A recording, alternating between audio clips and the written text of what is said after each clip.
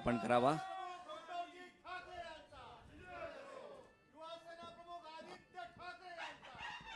छत्रपती शिवाजी महाराज की. यानंतर मी विनंती करतो संजय राऊत, सुभाषी देसाई यांना की त्यांनी प्रबोधनकार ठाकरे यांच्या प्रतिमेस पुष्पहार अर्पण करावा.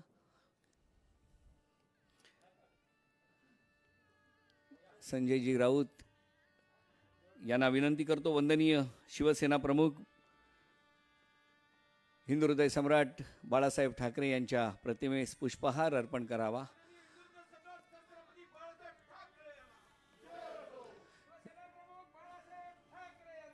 शिवसेना नेते दिवाकर रावते यांना विनंती करतो की त्यांनी स्वर्गीय महासाहेबांच्या प्रतिमेस पुष्पहार अर्पण करावा.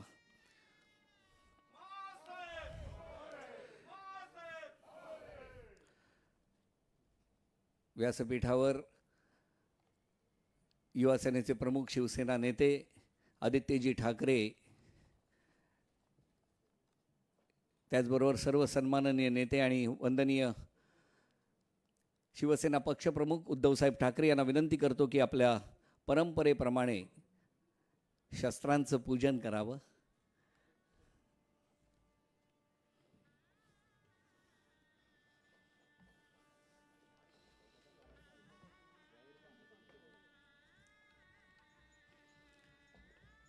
शस्त्रपूजन.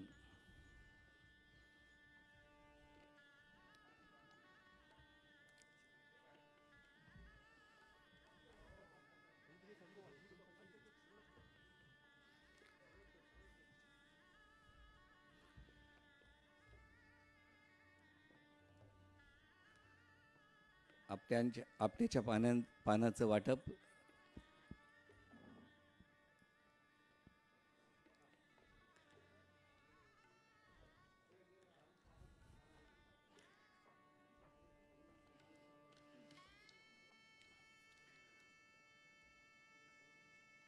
सर्वांना दसऱ्याच्या शुभेच्छा.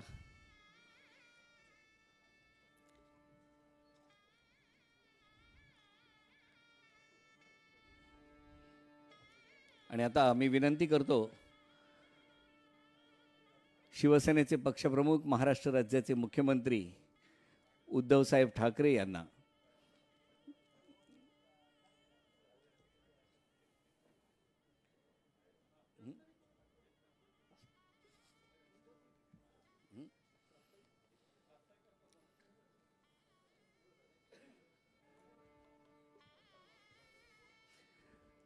शिवसेना नेते संजयजी राऊत यांना विनंती आहे की आपण प्रास्ताविक करावं.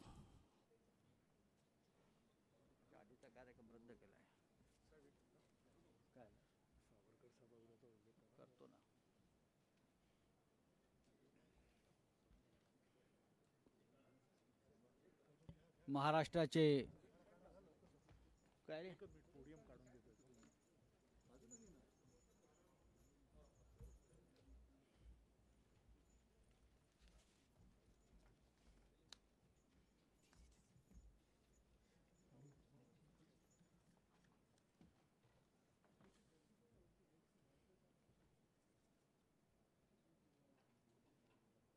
महाराष्ट्राचे सन्माननीय मुख्यमंत्री शिवसेनेचे पक्षप्रमुख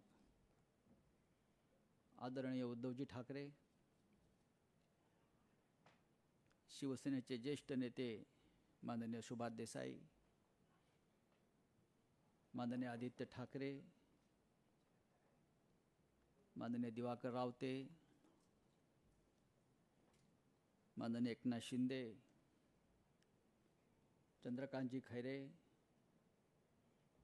आनंदराव अडसूळ, अनंत गीते, मुंबईच्या महापौर किशोरीताई पेडणेकर, आज एका अभूतपूर्व अशा वेगळ्या परिस्थितीमध्ये शिवसेनेचा दसरा मेळावा साजरा होतो आहे. खरं म्हणजे सर्व काही सुरळीत असतं तर आजचा जो दसरा मेळावा आपला आहे हा अख्ख्या जगानं नोंद घेतली असती इतका अभूतपूर्व आणि अतिविराट झाला असता.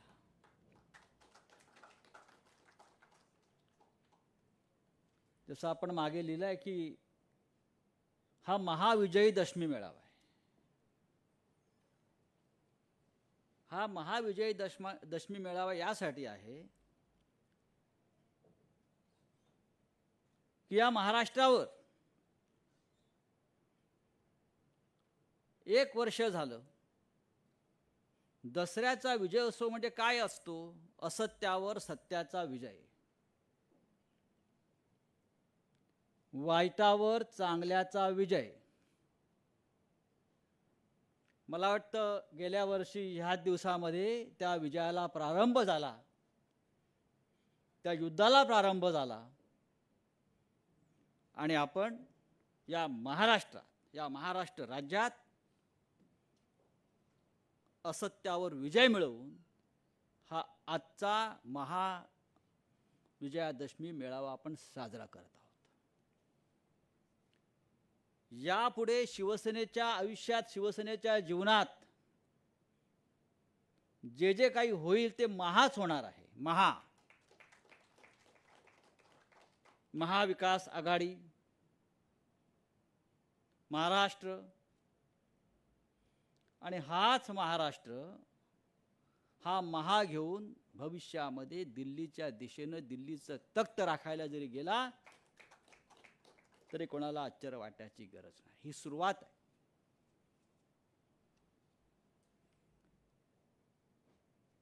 आपल्याला आठवत असेल गेल्या वर्षीच्या दसरा मेळाव्यात मी भाषणाच्या ओघात सांगितलं होतं, आपल्याला आठवत असेल की पुढल्या वर्षीचा दसरा मेळावा आणि त्या मेळाव्याच्या व्यासपीठावर शिवसेनेचे मुख्यमंत्री असतील हे लिहून घ्या असं मी म्हणालो होतो. तेव्हा अनेकांना आश्चर्य वाटलं, पण ते सहज सांगितलेलं विधान नव्हतं. हे एक संकेत असतात शिवसेनेच्या आयुष्यातले, शिवसेनेच्या जीवनातले. शिवसेना प्रमुखांनी जो मार्ग आम्हाला दाखवून दिला की संघर्ष करायचा आहे, लढायचं आहे आणि अंतिम विजय प्राप्त करायचा आहे, त्यातून असं आम्हाला सगळ्यांनाच वाटलं की पुढला मुख्यमंत्री या शिवसेनेचाच असेल. आम्ही असं म्हणालो होतो की माननीय शिवसेना पक्षप्रमुखांच्या बाजूला शिवसेनेचा मुख्यमंत्री बसलेला असेल. आम्हाला असं वाटतं की उद्धव ठाकरे साहेबांच्या बाजूला बसलेला प्रत्येक माणूस आमच्यासारखा मुख्यमंत्रीच आहे. आम्ही सगळे मुख्यमंत्री आहोत.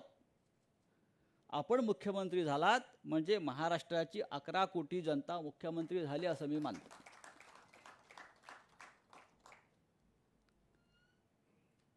आजचा दिवस यासाठी सुद्धा ऐतिहासिक आहे की हा मेळावा जो आहे हा वीर सावरकर स्मारकाच्या सभागृहात होतो आहे. शिवतीर्थावर आपण लाखोंचे मेळावे घेतो, आज घेऊ शकलो नाही, पण वीर सावरकर आणि शिवतीर्थाचं एक नातं आहे. वीर सावरकर आणि या देशाचं एक नातं आहे. वीर सावरकर आणि हिंदुत्वाचं नातं आहे आणि वीर सावरकर आणि हिंदुहृदय सम्राट शिवसेना प्रमुख बाळासाहेब ठाकरे यांचं सुद्धा एक नातं आहे. हिंदुत्वाचे धडे आम्हाला कोणाकडून घ्यायची गरज नाही असं जेव्हा मुख्यमंत्र्यांनी ठणकावून सांगितलं, त्यामागे सुद्धा वीर सावरकरांचीच प्रेरणा आहे. आम्ही अनेक वर्ष म्हणतो वीर सावरकरांना भारतरत्न द्या, आता तरी ते अजून ते दिली जात नाही.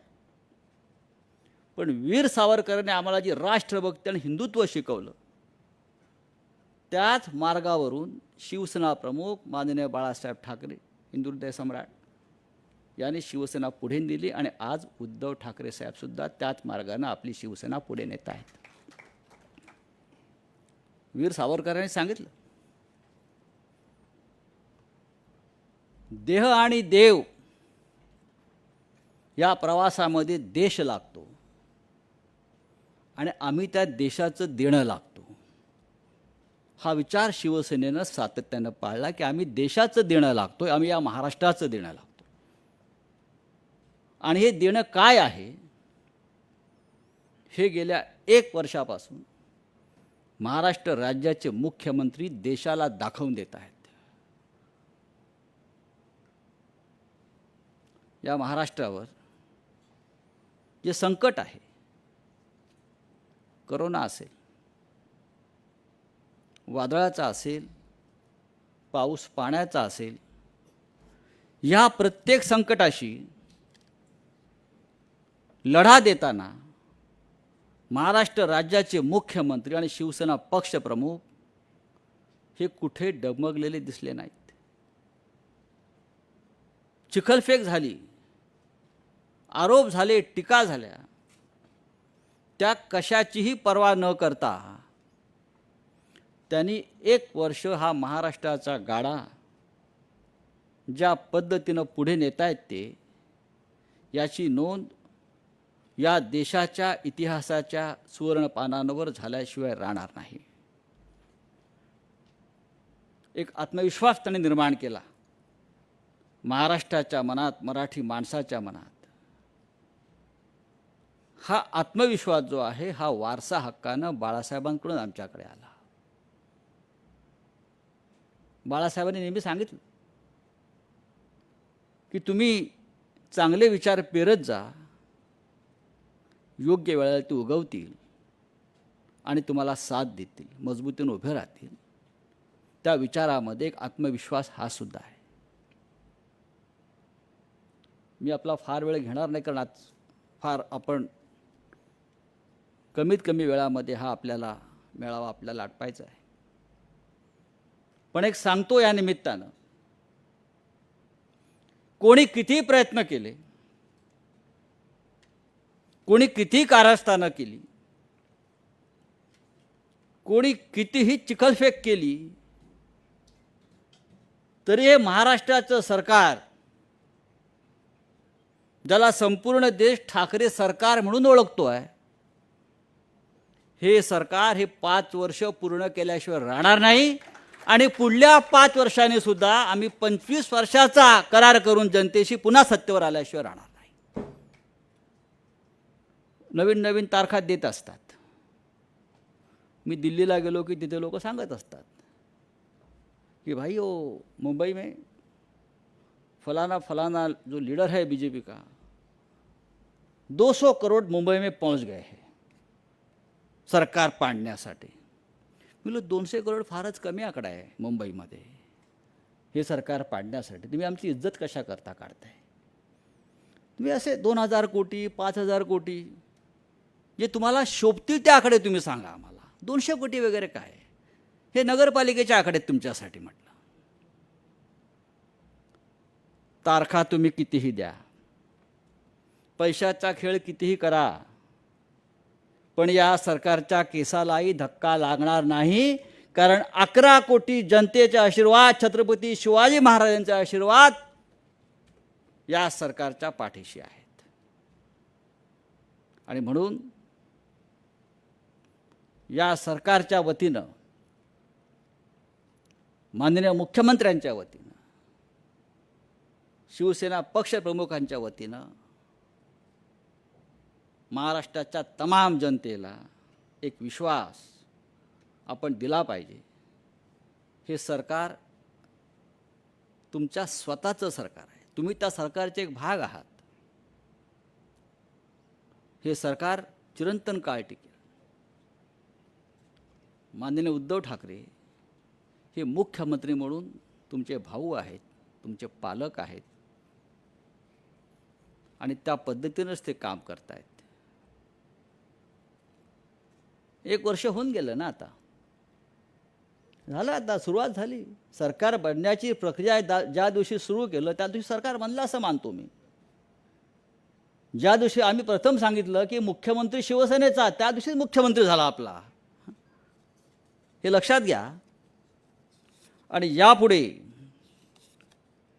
मी जे सांगतो आपल्याला की या जे आपण नेहमी म्हणतो सेनापती बापट यांचं, महाराष्ट्र मेला तरी राष्ट्र मेले, मराठा विना राष्ट्र गाडा न चाले, खरा वीर वैरी पराधीनतेचा, महाराष्ट्र आधार या भारताचा. भविष्यात कळेल या राष्ट्राचं नेतृत्व महाराष्ट्रच करणार आहे. ते कोण आणि कसं करणार हे सुद्धा आम्हाला लवकरच सांगावं लागेल. आज या सभागृहामध्ये खुर्च्या रिकाम्या दिसत आहेत, पण खुर्च्या टाळ्या वाजवत आहेत. 50 लोकांनाच आपण बोलवलं आहे, पण संपूर्ण महाराष्ट्रामध्ये 3 कोटी लोक आज हा सोहळा पाहणार आहेत. आणि 50 म्हणजे कमी नाही. एक शिवसैनिक म्हणजे लाख शिवसैनिक. जसं एक मराठा लाख मराठा आहे, आपण मराठी लोक आहोत सगळे. मी पुन्हा एकदा या दसरा मेळाव्यानिमित्त तमाम शिवसैनिकांना, मराठी माणसांना, ज्यांना ज्यांना शिवसेनेविषयी, माननीय उद्धव साहेबांविषयी, ठाकरे कुटुंबाविषयी आस्था, प्रेम, ममत्व आहे, त्या प्रत्येकाला शुभेच्छा देतो. मी या व्यासपीठावरून अत्यंत मनमोकळेपणानं या राज्याचे विरोधी पक्षनेते, कार्यक्षम विरोधी पक्षनेते देवेंद्र फडणवीस, ज्यांना करोनाची लागण झाली आहे, त्यांच्यासुद्धा प्रकृतीस लवकर आराम पडावा आणि त्यांनी पुन्हा एकदा या महाराष्ट्राच्या सेवेत रुजू व्हावं अशा शुभेच्छा व्यक्त करतो. कारण शेवटी असं आहे की समोर पेहलवान पाहिजे ना, आणि तो मजबूत पाहिजे, तरच लढायला खेळायला मजा येते. आम्ही कधीही रडीचा डाव खेळत नाही, आम्ही कधीही बॅकस्टॅबिंग करत नाही, आम्ही समोरून वार करतो. हा इतिहास आहे. ही शिकवण छत्रपती शिवाजी महाराज आणि बाळासाहेब ठाकरेंनी आम्हाला दिली आहे. इतकंच मी सांगतो आणि तूर्त आपली रजा घेतो. जय हिंद, जय महाराष्ट्र. धन्यवाद राऊत साहेब. आणि साऱ्या देशाचं लक्ष या दसरा मेळाव्याकडे लागलेलं असतं, कारण शिवसेनेचे पक्षप्रमुख कोणता विचार देणार, आणि त्याचबरोबर घराघरातून आज सर्व शिवसैनिक त्या क्षणाची वाट पाहत आहेत. आज शिवसेनेचे पक्षप्रमुख आणि महाराष्ट्र राज्याचे मुख्यमंत्री उद्धवसाहेब ठाकरे यांना विनंती करतो की त्यांनी आज या दसरा मेळाव्याला आम्हाला सर्वांना मार्गदर्शन करावे.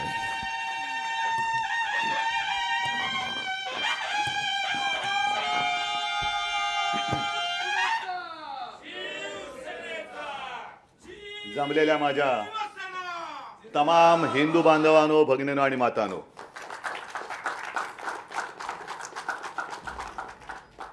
आज महाविजयादशमी आहे. त्यानिमित्ताने दसऱ्याच्या तर शुभेच्छा आहेच, पण मगाशी नंदेशनी एक मराठी मातीत काय तेज असतं आणि शाहिराची काय ताकद असते ती ताकद दाखवली. आज धम्मचक्र परिवर्तन दिन पण आहे, त्याच्याही बद्दल शुभेच्छा देतो. संजय, आत्ता आपण बोलत होतात की जवळपास 1 वर्ष झालंच. पुढच्या वर्षी म्हणजे पुढच्या महिन्यात 1 वर्ष होतच आहे. तारीख पे तारीख देत आहेत, देऊ द्यात. मी ज्या वेळेला सुरुवात केली मुख्यमंत्री पदी बसून कारभाराला, त्या दिवसापासून अनेक जण स्वप्न बघतात की सरकार पडेल, सरकार पडेल, सरकार पाडू. आणि तेव्हा दिलेलं आव्हान मी आज सुद्धा देते, हिम्मत असेल तर सरकार पाडून दाखवा.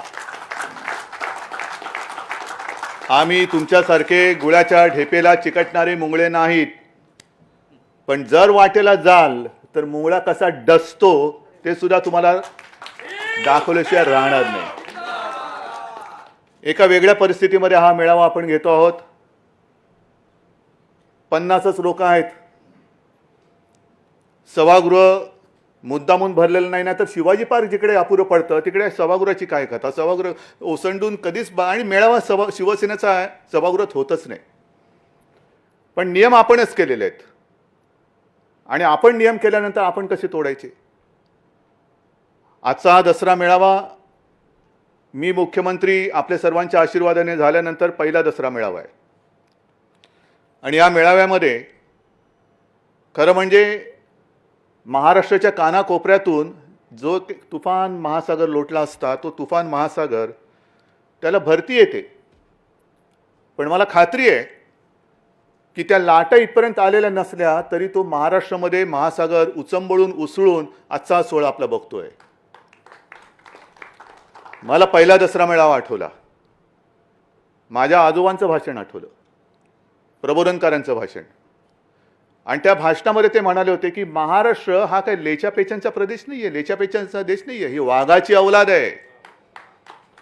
आणि त्याला जर का डिवचलं तर काय होतं ह्याचे इतिहासात दाखले आहेत. भविष्यात पाहायचे असतील तर पाहायला मिळतील. तोच हा महाराष्ट्र आहे.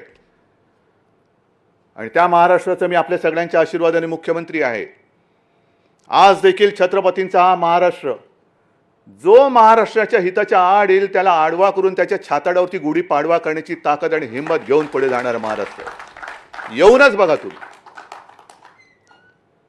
नेहमीप्रमाणे त्यावेळेला शिवसेना प्रमुखांचं भाषण हे असायचंच. तेच घेत घेत ते विचारांचं सोनं अजूनही आपल्या हृदयामध्ये आहे आणि तेच विचारांचं सोनं घेऊन आपण पुढे चाललेलो.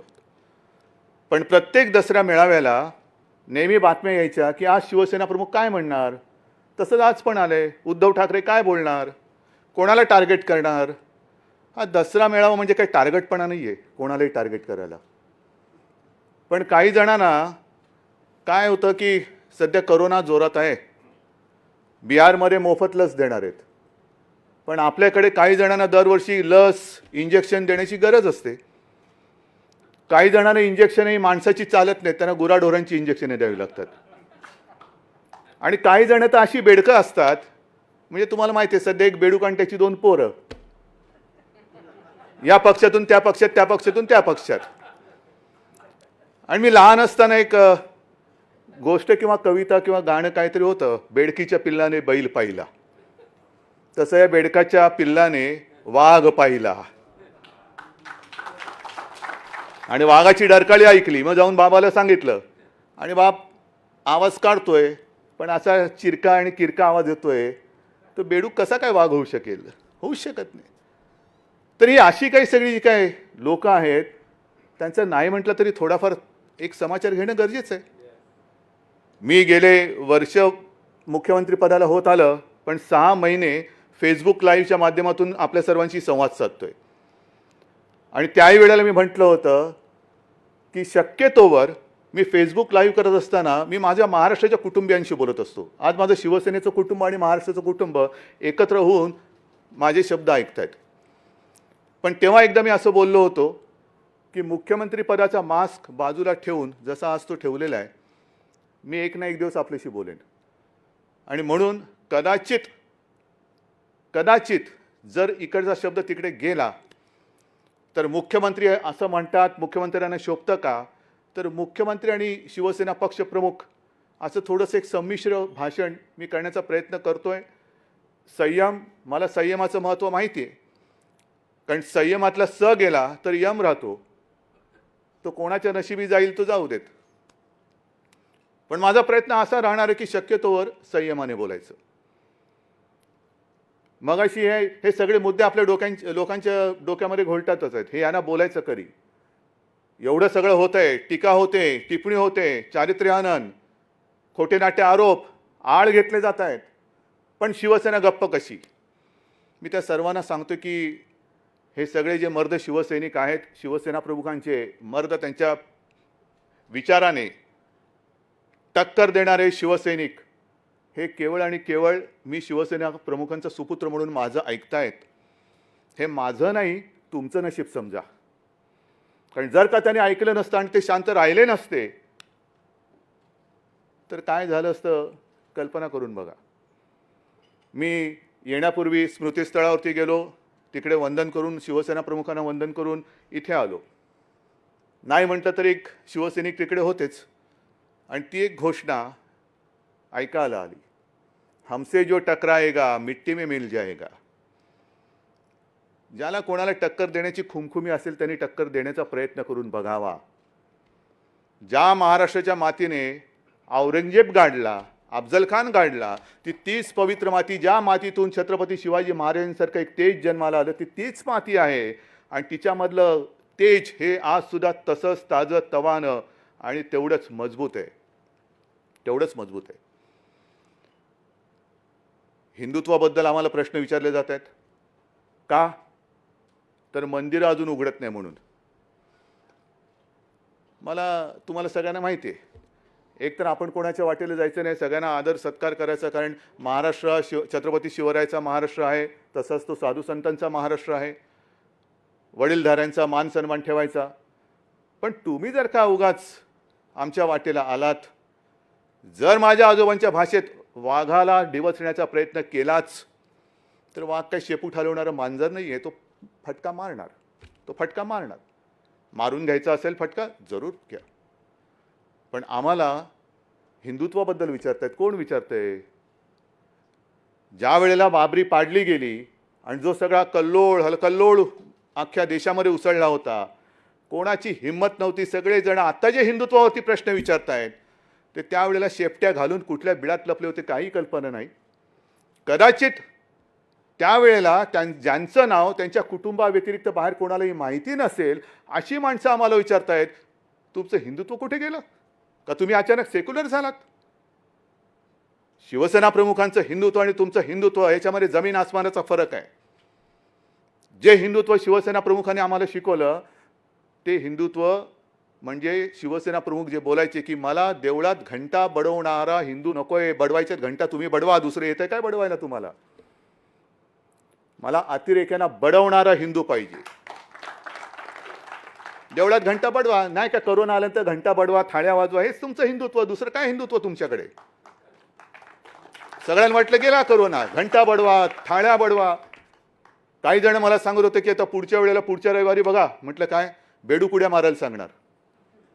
आणि त्याच्या पुढच्या रविवारी बघा. म्हटलं काय? कोलांट्या उड्या मारायला सांगणार. मग त्याच्यानंतर दोरीच्या उड्या. म्हटलं हे कसलं हिंदुत्व आहे? आमचं हिंदुत्व आहे असं नाही आहे. आज सुद्धा सावरकर सभागृहात मी बोलतो आहे, हिंदुत्व म्हणजे काय? आमच्याकडे एक आपल्या एक संस्कृती आहे की माता पहिली, माय मरो आणि गाय जगो. हे आमचं हिंदुत्व नाही आहे, अजिबात नाही आहे. आज महिलांवरती अत्याचार होत आहेत, हत्या होते. हे नुसतं आरोपासाठी मी बोलत नाही की बघा तुमच्या राज्यामध्ये काय चालेल. नाही, कुठेच होता का म्हणे. जसं त्या गोवंश हत्याबंदीचा तुम्ही कायदा केलात, आम्हाला हिंदुत्व शिकवताना महाराष्ट्रामध्ये गोवंश हत्याबंदीचा कायदा आणि गोव्यामध्ये का नाही? मी विधानसभेत जे बोललो होतो की इथे गाय म्हणजे माता आणि पलीकडे जाऊन खाता, हे तुमचं हिंदुत्व. हे असं बुरसटलेलं आणि सगळी रया गेलेली हिंदुत्व हे नाहीये. हिंदू म्हणजे कसा पाहिजे? जे शिवसेना प्रमुख सांगायचे की हिंदुत्व हे आमचं राष्ट्रीयत्व आहे, हिंदुत्व हे आमचं राष्ट्रीयत्व आहे. आणि आज मी मुद्दामून काही कागदपत्र घेऊन आलेलो आहे. का घेऊन आलेलो आहे? कारण काही जणांची वाक्य मला खरंच. आज सकाळी संघाचा कार्यक्रम झाला आणि त्या संघाच्या कार्यक्रमामध्ये जसं आपण या सभागृहामध्ये एक मर्यादित स्वरूपामध्ये हा आपला मेळावा, परंपरा फार महत्त्वाची आहे. परंपरा आपण सांभाळत हा कार्यक्रम करतो आहे. सकाळी मोहनजी भागवत यांनी हिंदीमधून सर्व देशाला उद्देशून एक भाषण केलं आणि त्यांचं वाक्य आहे, माझं नाही आहे. जे त्यांना मानणारे आहेत, त्यांच्यासारखी काळी टोपी घालणारे आहेत, त्या टोपीखाली जर का डोकं असेल, त्या डोक्याला म्हणा ह्या वाक्याचा विचार करा आणि हे हिंदुत्व तुम्हाला पटते का? कारण तुमच्या सरसंघचालकांनी सांगितलेलं आहे. शिवसेना प्रमुखांचं हिंदुत्व आम्हाला प्यारं आहेच. ते तुम्ही मानता येत नसेल, तेवढी तुमच्यात हिंमत असेल नसेल, पण निदान सरसंघचालकांनी सांगितलेलं हिंदुत्व तरी तुम्ही मानतात की नाही? आणि त्यांचं वाक्य आहे, हिंदुत्व हिंदू राष्ट्र इसको लेकर भ्रम पैदा करने वाले लोग हैं. कौन है, कहाँ है, कौन ये लोग हैं, पता है आपको, कहाँ रह रहे हैं? हिंदुत्व एक ऐसा शब्द है जिसके अर्थ को पूजा से जोड़कर संकुचित किया गया है. मंदिर का नाही उघडत, तुम्ही हिंदुत्व सोडलात का सेक्युलर झालात, हे सरसंघ चालकांचं वाक्य आहे. हे सरसंघ चालकांचं वाक्य आहे. नुसते टोप्या नका घालू एकमेकाला. त्या टोपी खाली मी पुन्हा सांगतो, जर डोकं असेल तर त्या डोक्यामध्ये मेंदू असेल तर त्या मेंदूला पहिलं हिंदुत्व म्हणजे काय हा अर्थ तुम्ही तुमच्याच सरसंघ चालकांकडनं समजून घ्या आणि मग खरडे घाशी करा. ज्या वेळेला संपूर्ण देशात, मी पुन्हा एकदा सांगतो, आगडोंब उसळल्यानंतर शिवसेना प्रमुख आणि शिवसैनिक नसते तर मुंबई महाराष्ट्र वाचला नसता. त्यावेळेला तुम्ही कुठेही दुरान्वयाने सुद्धा तुमचा संबंध नव्हता आणि आज तुम्ही आमच्या अंगावरती येत आहे का, खुर्चीवरती बसलात म्हणून. मग जे शिवसेना प्रमुख सांगायचे की जो सर्वसामान्य माणूस असतो त्याच्या तळहातावरती भाग्यरेषा असते, हे नशीबवान यांच्या कुठे भाग्यरेषा उमटले ते त्यांनाच कळत नाहीये. अशी काही भाग्यरेषा उमटलेली माणसं असतात, 2-4 दिवसासाठी ती रेषा असते, पण त्यांना असं वाटतं की ही भाग्यरेषा माझ्यावरती उमटले म्हणजे मीच भाग्यविधाता झालो की काय. नाही, एवढे सारी गोष्ट नाही आहे. आणि त्याच्यानंतर सुद्धा मोहन भागवत जे म्हणतायत हे फार महत्त्वाचं आहे. म्हणजे खरं म्हणजे आजचं मोहन भागवतांचं जे भाषण आहे संजय उद्याच्या आपल्या सामनामध्ये व्यवस्थित छापलं पाहिजे, कारण फार मोलाचे त्यांनी विचार मांडलेले आहेत. एकतर हिंदुत्वाचा अर्थ त्यांनी सांगितलेला आहे, जे हिंदुत्व शिवसेना प्रमुखांना अभिप्रेत आहे जवळपास तसंच हिंदुत्व त्यांनी, ते हिंदुत्व म्हणजे नुसतं देव मंदिर पूजा अर्चा त्याच्यापुरतं ते हिंदुत्व मर्यादित नाही आहे. त्या पलीकडे जाऊन जे व्यापक हिंदुत्व आहे हे त्यांनी सांगितलेलं आहे. आणि त्याच्यानंतर त्यांनी सगळ्या राजकारण्यांबद्दल जे बोललेलं आहे हे सुद्धा त्यांच्याच जी राजकीय शाखा आहे, संघाची जी राजकीय शाखा आहे त्या राजकीय शाखेनेही ह्याच्यावरती विचार करण्याची गरज आहे. कारण आज मोहनजी पुन्हा म्हणालेले आहेत की राजकारण म्हणजे शत्रूमधील युद्ध नव्हे. फार महत्त्वाचं वाक्य आहे. राजकारण म्हणजे शत्रूमधील युद्ध नव्हे, विवेक पाळा. हे कोणाला उद्देशून त्यांनी बोललेले असतील? आम्ही विवेक पाळतोय नाही पाळतोय, भाजप विवेक पाळते नाही पाळते. आज कोरोनाचं संकट सगळीकडे असताना सुद्धा जे काय राजकारण आणि राज्यामधली सरकार, हे सरकार पडेल ते सरकार पाडू, कशाला पाडापाडी करताय, कशाला पाडापाडी करताय? जेवढं लक्ष तुम्ही तुमच्या पक्षावरती देत आहात, जे मध्ये मला सांगायचं ना, मोदीजी एवढे तास काम करतात आणि एवढ्या वेळेस झोपतात, तेवढ्या वेळेस उद्धव ठाकरेंनी काम केलं तरी काय काम होईल? उद्धव ठाकरे काय काम करतोय हे नुसतं तुम्हाला गरगर गरगर गरगर फिरून चालणार नाही. तसं भोवरा सुद्धा फिरतो, सुदर्शन चक्र सुद्धा फिरत असतं, भुईचक्र सुद्धा फिरत असतं. त्या फिरण्याला काय अर्थ नसतो. पण जे काम आज झालेलं आहे ते पुढच्या महिन्यामध्ये सगळ्यांच्या समोर मी ठेवणार आहे. पण राजकारणामध्ये म्हणजे हे कोरोनामध्ये सुद्धा पाडापाडीचं करतात. मध्य प्रदेशचं सरकार पाडलं, आणखीन कुठलं सरकार पाडलं, बिहारमध्ये आता प्रचाराला लागले सोशल डिस्टन्सिंगचं. आज सुद्धा आम्हाला सुद्धा हा तोबा गर्दीचा मेळावा करता आलाच काही नाही. परंतु आम्ही हे नियम पाळतो. का पाळतो? की मी मुख्यमंत्री म्हटल्यानंतर मी महाराष्ट्र राज्याचा कुटुंब प्रमुख आहे. मला माझ्या जनतेची, तुम्हाला नसेल, तुमच्यासाठी महाराष्ट्रातली जनता, देशातली जनता म्हणजे मतं असतील, पण माझ्यासाठी ती माझ्यासारखी हाडामासाची रक्ताची माणसं आहेत. माझी ती माणसं आहेत, माझी ती कुटुंबीय आहेत. म्हणून मी हे उगाच नाही लावून फिरत माझी कुटुंब माझी जबाबदारी. पण तिकडे पाडापाडी करताय. पण जेवढं लक्ष तुम्ही तुमच्या पक्षावरती देताय त्यातलं थोडं लक्ष तरी देशावरती द्या ना. आज देश रसातळाला चाललेला आहे. मी मुख्यमंत्री म्हणून जेव्हा गेल्या आठवड्यामध्ये त्या पूरग्रस्त भागात गेलो होतो, अतिवृष्टी झालेल्या भागामध्ये संपूर्ण शेतकऱ्यांची सगळी हे ओसाट झालेली आहे. घरदारं वाहून गेलेत, जमीन खरडून गेले, विहिरी बुजल्यात, रस्ते वाहून गेलेत, इलेक्ट्रिक खांब पडलेले आहेत. मदत करायची, मदत करतोय. पण मदत करताना सुद्धा पैसे आणायचे कुठून? पैसे आणायचे कुठून? कारण आपल्या हक्काचे, मी मुद्दामून हे सांगतोय, आपल्या हक्काचे जो GSTचा टॅक्स आहे त्याचे जवळपास 28,000 कोटी आणि वरचे आपल्या हक्काचे जवळपास ते 10,000 म्हणजे 38,000 कोटी हे येणं आपल्या हक्काचं आजसुद्धा केंद्राकडे बाकी आहे. आजसुद्धा 38,000 कोटी आपल्या महाराष्ट्राच्या हक्काचं आहे हे केंद्राकडे बाकी आहेत. ते देत नाही आहेत. आणि बिहारला फुकट लस देत आहेत. कोणाच्या पैशाने देत आहेत? पण 38,000 कोटी म्हणजे GST देतच नाही आहे. मग मध्ये एक प्रस्ताव असा आला की राज्याने कर्ज उभारावं. काय म्हणून उभारायचं? मग आता म्हणतात केंद्र कर्ज उभारेल. फेडायचं कोणी? का म्हणून तुम्ही कर्ज उचलताय आणि आम्हाला उचलायला लावताय? GST जो आमच्याकडे जो टॅक्स कर गोळा करण्याचा जो एक अधिकार होता, त्याही वेळेला आपल्याला सर्वांना कल्पना असेल की शिवसेना एकटी होती महाराष्ट्रात तरी की त्याला विरोध करत होती की असं जे व्हायचं तर असं कसं देणार तुम्ही? म्हणजे इथला पैसा दिल्लीत जाणार आणि दिल्ली मग सगळीकडे वाटणार.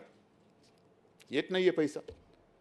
मग GST जर का तुम्ही आम्हाला देऊ शकत नसाल तर मला असं वाटतं मी आज ह्या दसरा मेळाव्याच्या निमित्ताने संपूर्ण देशातील सर्व राज्याच्या मुख्यमंत्र्यांना एक विनंती करतोय, आवाहन करतोय की चला पुढे या, चर्चा करूया आपण त्याच्यावरती.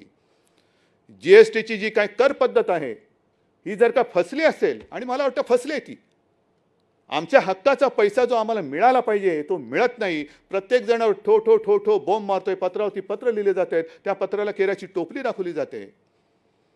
आणि ते जर का पैसे मिळत नसतील आणि ही GSTची पद्धत जर का फसलेली असेल तर मला असं वाटतं पंतप्रधानांनी सुद्धा प्रामाणिकपणाने चूक मान्य करून एक तर त्याच्यात सुधारणा केली पाहिजे आणि नाही तर ही GSTची पद्धत रद्द करून पुन्हा जुन्या कर प्रणालीवरती जाण्याची आज गरज असेल तर तसं त्यांनी गेलं पाहिजे. की मी आज देशातील सगळ्या मुख्यमंत्र्यांना आवाहन करतो, या आपण बोलूया, सगळेजण आपण बोलूया. कारण हा देश म्हणजे कोणत्या एका पक्षाची मक्तेदारी नाही आहे. एका पक्षाची मक्तेदारी नाही आहे. आणि केवळ भारतीय जनता पक्षाला सत्ता मिळाली आणि त्यांना सत्ता करण्यासाठी हा भूभाग जणू काही 1947 साली अनेक क्रांतीवीरांनी बलिदान करून, अनेक आंदोलनं करून, लाठ्या काठ्या गोळ्या खाऊन हा तुमच्यासाठी स्वतंत्र केलेला नाही. हा स्वतंत्र हा देश ह्या देशातील गोरगरीब जनतेसाठी केलेला आहे. आणि जी एक मस्ती इंग्रजांची होती की कुठेही जा जगामध्ये आमच्या साम्राज्यावरती सूर्य मावळतच नाही. इंग्रज मावळले पण सूर्य उगवतच आहे. सूर्य उगवतच आहे. अजून सूर्य नाही कोणाला थांबत. आणि तशीच जर का मस्ती भारतीय जनता पक्षाकडे असेल की काश्मीरपासून कन्याकुमारीपर्यंत हा संपूर्ण हिंदुस्थान आम्ही पाराक्रांत करू शकला असतात. पण ती वेळ, ती संधी ती गमावलीत कारण तुमची वृत्ती त्याला कारणीभूत ठरली. आज सुद्धा बिहारमध्ये इलेक्शन होत आहेत. त्यांनी सांगून टाकलेले की कोणाच्याही जागा कितीही होत पण नितीश कुमारच आमचे मुख्यमंत्री असतील. नितीश कुमार जी, आपको मैं शुभकामनाएं देता हूं. नाही, त्यांना कळावं म्हणून मी जरा हिंदीमध्ये बोललो. याचं कारण असं की बरोबर जो डाव त्यांनी हरियाणाच्या कुलदीप सिंग बिश्नोई सोबत खेळला. कुलदीप सिंग बिश्नोई, माझ्याकडे आज सुद्धा ते क्लिपिंग आहे. काय ठणाणा बोंबलत होते तिकडे सगळे भाजपवाले की हरियाणा का अगला मुख्यमंत्री कुलदीप सिंग बिश्नोई होगा. सगळे असं वातावरण भरून गेलं होतं. लोकांनी पटपट सगळ्यांना त्यांना मतं दिली. पण कुलदीप सिंग बिश्नोईचा पत्ता कट करून टाकला. स्वतःचं राज्य तिकडे आणलं. महाराष्ट्रामध्ये हाच डाव आपल्याशी खेळण्याचा प्रयत्न केला होता. हेच जे आज माझं भाषण ऐकतायत तुम्ही सगळेजण त्याला साक्ष आहात. 2014 साली सुद्धा हाच डाव खेळला होता. 2019 सुद्धा हाच केला की बरोबर शिवसेनेच्या उमेदवारांच्या विरुद्ध एक कुठून तरी असाच पक्ष पकडून आणला, त्याला उभं करून टाकलं. जा लढ, शिवसेनेच्या विरुद्ध लढ. मोदी से बैर नाही, नितीश तेरी खैर नाही. म्हणजे सरळ सरळ युती नाही करायची, पडद्यामागून सगळं करायचं, बंद दाराआड सगळं करायचं. आपल्याबरोबर शिवसेनेबरोबर तोच डाव केला. पण शिवसेनेबरोबर डाव खेळल्यानंतर मी त्याही वेळेला बोललो होतो आणि आजही सांगतो की छत्रपती शिवाजी महाराजांकडनं जे काय आपण शिकलो आणि शिकायला पाहिजे, नाहीतर जर का काही शिकलो नाही तर छत्रपती शिवाजी महाराज की जय बोलण्याचा आपल्याला अधिकार नाही. छत्रपतींनी जे आपल्याला शिकवलं की एक तर कोणाच्या पाठीत वार करायचा नाही, पण जर कोणी पाठीत वार केला तर त्याचा कोथळा बाहेर काढल्याशिवाय राहायचं नाही. आणि छत्रपतींचंच एक वाक्य, काही पत्र त्यांची मिळालेत, काही पत्र इतिहासमध्ये नोंद झालेली आहे आणि माझ्या वाचनात कुठेतरी एक आलेलं आहे की छत्रपतींचं एक वाक्य आहे, होय मी शत्रूला दगा दिला आणि शत्रूला दगा देतो, पण एक तरी उदाहरण असं दाखवा की मी मित्राला दगा दिलेला आहे. एक तरी उदाहरण असं दाखवा की मी मित्राला दगा दिलेला आहे. मग आम्ही तुमच्या सोबत राहिलो होतो, ती तळमळ नाही आहे किंवा माझं टार्गेट भाजप नाही आहे, अजिबात नाही आहे. पण एकूण देशाची जी काही विल्हेवाट लागत चाललेली आहे, राजकारण आहे की राजकारण, हे मोहन भागवत यांच्या वाक्यावरती मी बोलतोय. बिहारमध्ये सुद्धा ते नितीश कुमारला आज जे पुढे करतायत, आम्ही तर म्हणत होतो मोहनजी भागवतना राष्ट्रपती केलं पाहिजे, ही आपली मागणी होती. नाही ऐकलीत, ऐकलं नाही त्यांनी. पण आज कोणाच्या गळ्यात गळे तुम्ही घालताय? शिवसेना नको, हिंदुत्ववादी शिवसेना तुम्हाला नकोशी झाली. मोहन भागवतना राष्ट्रपती करा म्हणणारी शिवसेना तुम्हाला नकोशी झाली. हिंदुत्व हेच राष्ट्रीयत्व म्हणणारी शिवसेना तुम्हाला नकोशी झाली. पण संघमुक्त भारत म्हणणारे नितीश कुमार, त्यांच्या गळ्यात गळा तुम्ही घालतात. मग मला हिंदुत्वावरती प्रश्न विचारणाऱ्यांना मला विचारायचं आहे की असं काय झालं नेमकं? ज्या वेळेला 2014 साली निवडणूक आली होती, नितीश कुमार तोपर्यंत आपल्या युतीत होते. पण 2014 साली जेव्हा पंतप्रधान पदाचा उमेदवार ठरवण्याची वेळ आली, घोषित करण्याची वेळ आली, तेव्हा हेच नितीश कुमार म्हणाले होते की आम्हाला सेक्युलर चेहरा पाहिजे पंतप्रधानपदी, तो जर नसेल तर मी युतीत राहणार नाही, आणि त्यांनी युतीत तोडून टाकली होती. मग कोणती लस कोणी कोणाला दिली? तुम्ही त्याला हिंदुत्वाची लस दिली का त्याची सेक्युलरपणाची लस तुम्ही घेतली? हे मला पत्र खरडणारे सांगतील. कोणी कोणाची लस दिली? संघमुक्त भारत म्हणणारा नितीश कुमार हा हिंदुत्ववादी झाले का तुम्ही सेक्युलर झालात? आणि जर तुम्ही म्हणत असाल की जागा कोणाच्या किती जरी आल्या तरी नितीश कुमारच मुख्यमंत्री, ठीक आहे, निवडणुकीनंतर कोरोनाची लस सगळ्यांना बिहारमध्ये फुकट देणार. मग आमचा बाकीचा देश जो काय आहे तो काय बांगलादेश आहे की पाकिस्तान आहे का कझाकिस्तान आहे? लाज वाटली पाहिजे खरं म्हणजे. अशा लोकांना कारभार करण्याची त्यांची लायकी नाही आहे, जे देशामध्ये जर असं विभाजन करत असेल की यांना फुकट आणि तुम्हाला विकत. केंद्र सरकार तुम्ही आहात, मायबाप तुम्ही आहात. मी आज कुठेतरी एक ते दानवेंचं वाक्य ऐकलं, त्याच्यानंतर ते दिसलं नाही. जे आम्ही बोललो, का नाही बोलायचं? जीएसटीचे पैसे येत नसतील, इतर हक्काचे पैसे येत नसतील, केंद्राकडे जून महिन्यापासून आपण आपत्तीग्रस्तांसाठी जे जे पैसे मागितलेले आहेत त्यातला एक सुद्धा नया पैसा आलेला नाही, एक छराम आलेला नाही आहे. मग मागायचे नाहीत पैसे? मग दानवे म्हणाले लग्न तुम्ही केलं आणि पैसे बापाकडे मागता. दानवेजी बाप तुमचा असेल, माझा बाप इकडे आहे. माझा बाप इकडे आहे आणि तो माझ्या सोबत आहे. कधी कधी माझ्या शरीरात असेल, कधी माझ्या विचारात असेल. पण मला भाडोत्री बाप कोणाला स्वीकारण्याची माझी तयारी नाही. ते भाडोत्री बाप तुमचे तुम्हाला लख लाभो, पण माझे आई बाप सगळे माझ्या या मातीमध्ये आणि माझ्या सोबत आहेत. पण का पैसे मागायचे नाहीत? लग्न आम्ही केलं, जरूर केलं, पण लग्न करताना बाप तर सोडावं. आहेराची पाकिट ज्याला देत होतो ना, तो आहेर घेऊन पळालेला आहे. मोजतो म्हणाले, मोजतो आणि मोजून देतो. मोजतच बसलाय. खाल्ले की काय खाल्ले देव जाणे. पण आहेराची पाकिटं पळवणारे तुमचे जर का बाप असतील तर ते तुम्हाला लख लाभो. माझे आईबाप हे इकडेच आहेत. हे सगळं मी तुम्हाला बोलतोय कारण हे गेल्या काही महिन्यातलं दाटून साठून सगळं आलेलं आहे. आज आपण विजयादशमी करतो. रामाने रावणाचा वध केला. आपण एक सिंबॉलिक रावणाचा वध करतो. 10 तोंडाचा रावण. अनेक तोंड आहेत. हे 10 तोंडाचा रावण 10 तोंडांनी महाराष्ट्रावरती आलेला आहे. एक तोंड म्हणते रावणाचं, रावण की मुंबई हा पाकव्याप्त काश्मीर झालेला आहे. मुंबई पाकव्याप्त काश्मीर? पाकव्याप्त काश्मीर सोडून द्या. कारण मला वाटतं जर मी विसरलो नसेन तर मोदींनी आपल्याला सांगितलं होतं 2014 साली की पाकव्याप्त काश्मीर मी भारतात आणल्याशिवाय राहणार नाही. बोलले होते ना. पाकव्याप्त काश्मीर लांब राहिलं. आपल्या भारताचा जो काश्मीर आहे तिकडे ज्यांना मुंबई हे पाकव्याप्त काश्मीर वाटते त्यांना म्हणा अनधिकृत सोडून द्या. 370 कलम काढलेला आहे. पण अधिकृत तरी 1 इंच जमीन आज तरी जाऊन तुम्ही घेऊन दाखवा, आज तरी जाऊन घेऊन दाखवा तुम्ही, आणि मग आमच्या अंगावरती या. घरी खायला मिळत नाही म्हणून मुंबईमध्ये यायचं आणि वरती दाखवायचं की आम्ही कष्ट केलेले आहेत. मुंबई महाराष्ट्राचं मीठ खायचं आणि नमक हरामी करायची, ही असली सगळी रावणी अवलाद. महाराष्ट्राची बदनामी कशासाठी करायची? ह्याचं कारण करोनाचं संकट असताना सुद्धा जवळपास 16,000 कोटी, त्यातले 2 चिनी कंपन्या बाहेर काढा. येत्या 8-15 दिवसामध्ये आणखीन काही हजार कोटीचे सामंजस्य करार आपण करतो आहोत. महाराष्ट्रामध्ये चहूबाजूने उद्योजक येऊ इच्छित आहेत, त्यांना आपण आमंत्रण देतोय. काय केलं शिवसेनेने? मराठी माणसाला वडापाव दिला, हो दिला. भीक मागून खायचं नाही, जे खाशील ते हक्काने खा, मेहनतीचं खा, हा त्याचा मागचा संदेश होता. आणि आज सुद्धा जे हजारो कोटींचे आपण MOU केलेले आहेत, काय झालं MOUचं? पहिल्या सरकारच्या काळात पण झालेले होते, पण आपण जे MOU मला वाटतं जून-जुलैमध्ये केले होते, बहुतेक सगळ्या उद्योजकांना आपण जमिनी दिलेल्या आहेत. त्यांच्या बहुतेक सगळ्या उद्योजकांच्या अटीतटी शर्ती काढून त्यांनी नाही म्हटलं तरी एक सुरुवात केलेली आहे. हे शिवसेना करते, महाविकास आघाडीचं सरकार करते. हजारो कोटीचे MOUs म्हणजे हजारो कोटीची गुंतवणूक ह्या आपल्या महाराष्ट्रामध्ये येते. ही महाराष्ट्रामध्ये येते, कोणासाठी येते? या भूमिपुत्रांसाठी येते.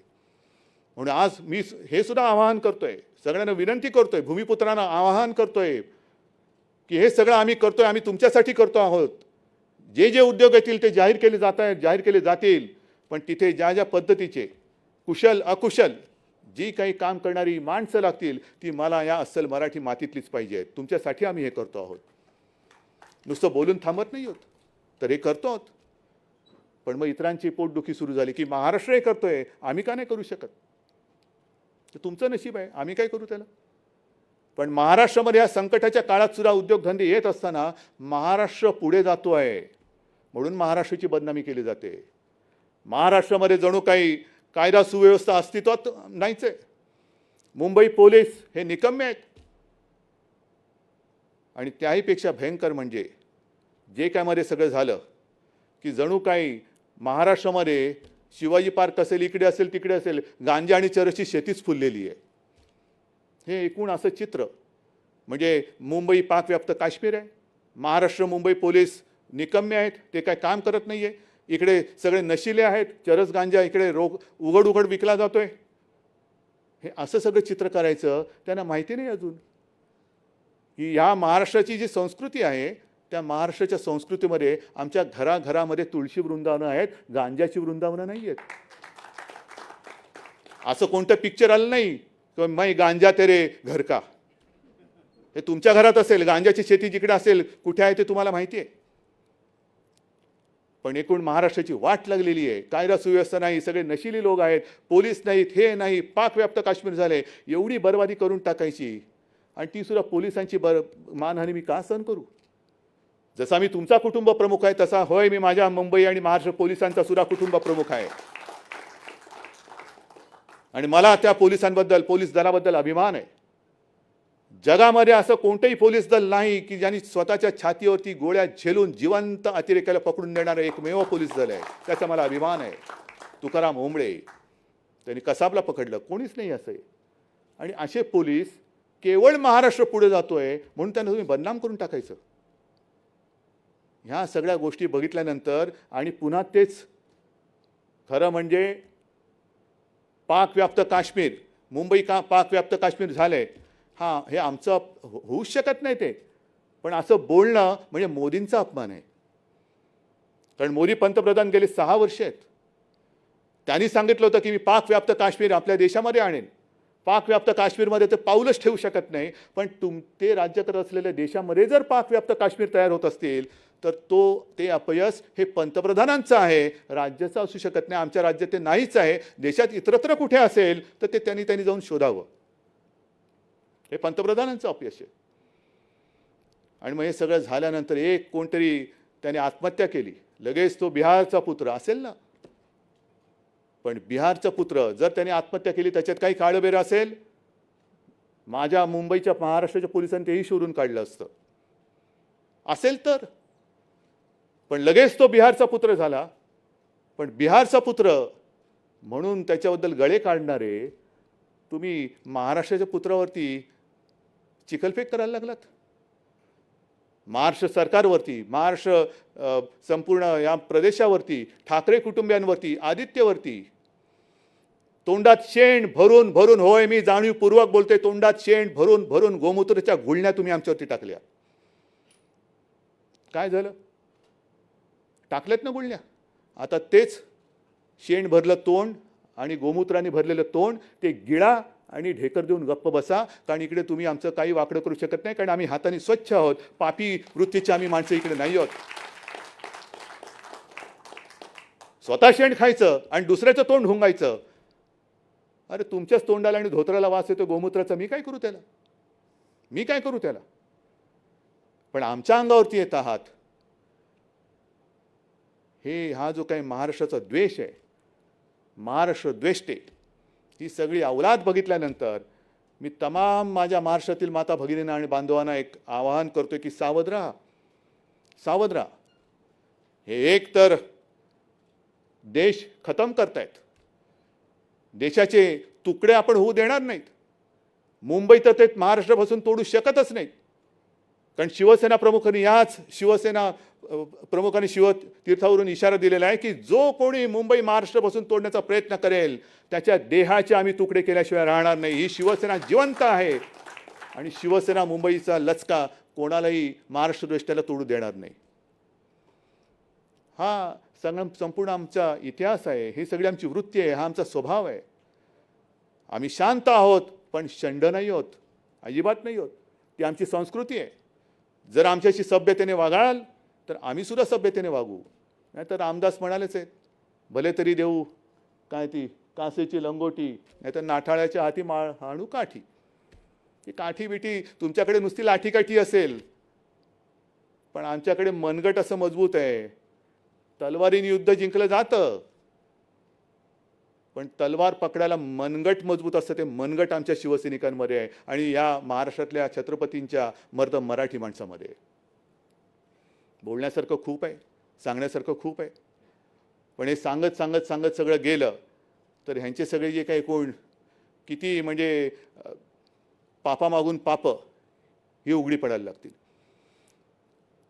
जो काही कारभार आम्ही करतो आहोत तो तुमच्या सगळ्यांच्या हितासाठी आणि तुमच्या सगळ्यांच्या आशीर्वादाने करतोय.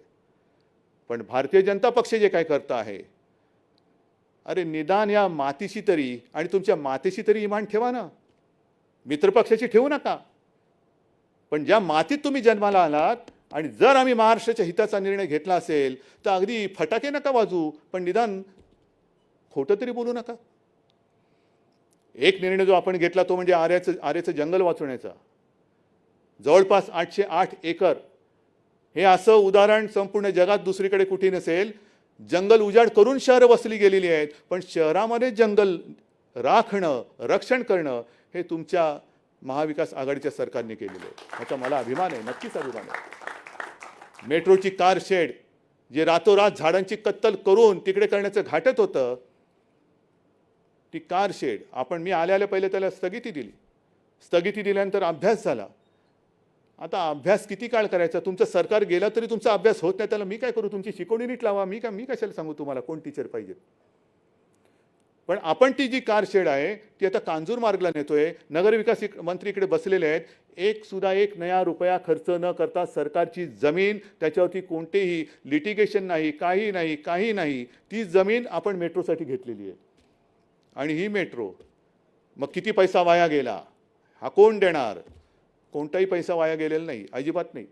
त्या बरोबर लाईन ज्या आहेत, मेट्रो 3 असेल, 6 असेल, आणखीन काय असेल, ह्याच्या पुढे जाऊन सांगतो की तिकडे जो काय जी कार शेड होणार आहे, ती कार शेड तिकडे झाल्यानंतर केवळ कांजूर मार्गपुरती नाही, आरेपुरती नाही, तर पुढे कल्याण डोंबिवलीपर्यंत तो जो मार्ग जाणार आहे त्याच्यासाठी ती कार शेड तिकडे होणार आहे.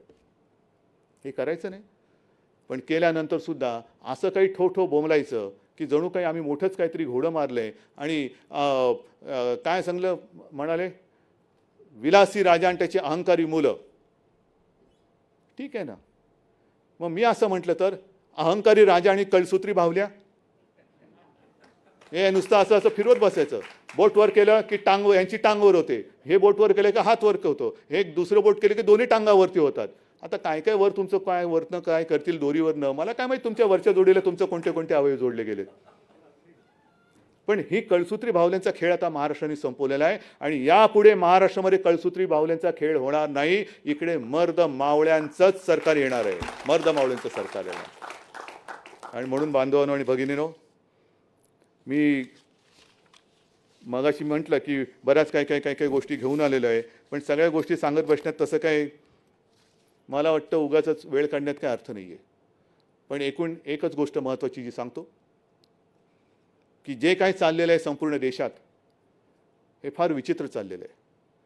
करोनाचं संकट आहेच, जगभरामध्ये संपूर्ण अर्थव्यवस्था ही खिळखिळी झालेली आहे आणि अशा या परिस्थितीमध्ये देशाच्या अर्थव्यवस्थेकडे लक्ष न देता केवळ सरकार पाडापाडी करण्यामध्ये जर भारतीय जनता पक्षाला रस असेल तर मला असं वाटतं अराजकाला आपण आमंत्रण देतो आहोत, अराजकाला आमंत्रण देतो आहोत.